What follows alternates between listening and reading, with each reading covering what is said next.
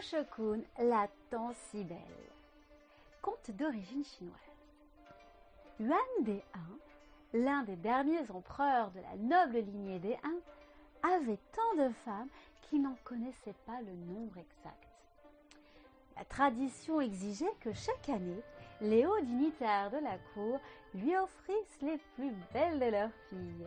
Et chaque année, murmures des jets d'eau, bruissements de soie, confidences échangées à l'ombre des éventails, s'accroissait le nombre des épouses dont le gémissait.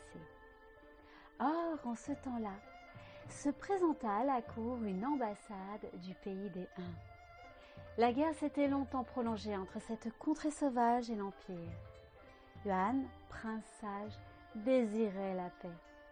Il reçut les barbares avec courtoisie et mille civilités. Il décida enfin de leur offrir un présent qui les comblerait. Mais lequel ? Ces gens grossiers n'aimaient ni les porcelaines fines, ni les coffrets laqués, ni le jade, ni les soieries d'un ton délicat. « Sire, dit le Premier ministre, me permettrez-vous une suggestion ?» L'empereur acquiesça. « Offrons au roi barbare l'une de vos femmes. »« Oh !» s'écria la foule des courtisans indignés. « Sire, c'est le seul présent qui scellera définitivement la paix entre nos deux pays. »« Soit, dit l'empereur. Votre Majesté voudra certainement désigner celle de ces femmes qui a le moins d'attrait. C'est encore trop d'honneur pour ces barbares. »« Qu'il en soit ainsi, dit l'empereur. J'ordonne que les peintres de la cour fassent le portrait de toutes mes femmes. Je choisirai celle qui devra partir dans les contrées lointaines. » La nouvelle courut comme un feu de paille dans Gynécée.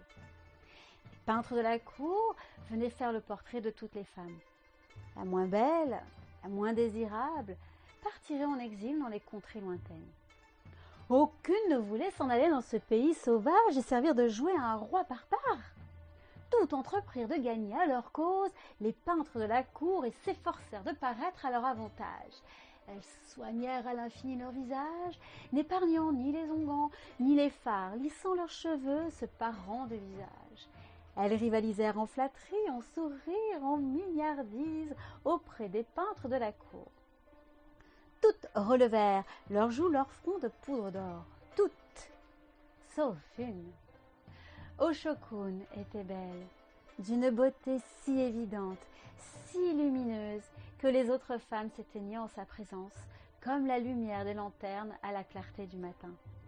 Elle se présenta devant les peintres, quand vint son tour, sans apprêt, sans bijoux, le visage nu, et ne chercha pas à les séduire.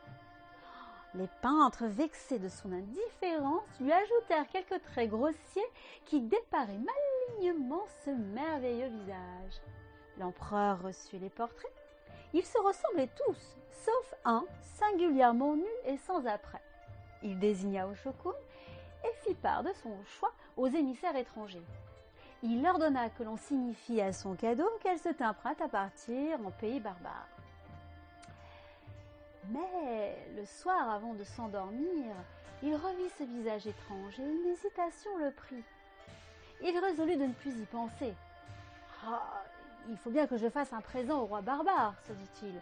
Et puisque je dois sacrifier l'une de mes femmes, autant choisir la moins parée, la plus insensible aux grâces de cour. » Le lendemain, cependant, au milieu de la matinée, il ordonna brusquement à son grand chambellan d'aller chercher Oshokun, qu'il n'avait jamais vue et dont il voulait faire la connaissance avant de la remettre à l'ambassade des Huns. Alors Oshokun pénétra dans la salle du trône et ce fut comme une caresse de printemps, un cerisier en fleurs qui apparut à ses yeux éblouis. Oshokun se tint droite, fière et belle, d'une beauté inouïe qui transperça son cœur. Elle gardait les yeux baissés, sans parler, et il l'aima. Quand Oshokun osa regarder à son tour le jeune empereur pétrifié sur son trône, son cœur de jeune vierge farouche faiblit aussi et connut l'amour. L'empereur avait donné sa parole, annoncé son choix aux dignitaires de la cour. Les émissaires étrangers allaient regagner leur pays. Le destin était fixé. Ainsi vécurent dans la mélancolie le reste de leurs jours, Oshokun la tant si belle et son empereur bien-aimé. Ainsi a-t-il été rapporté ces choses du passé.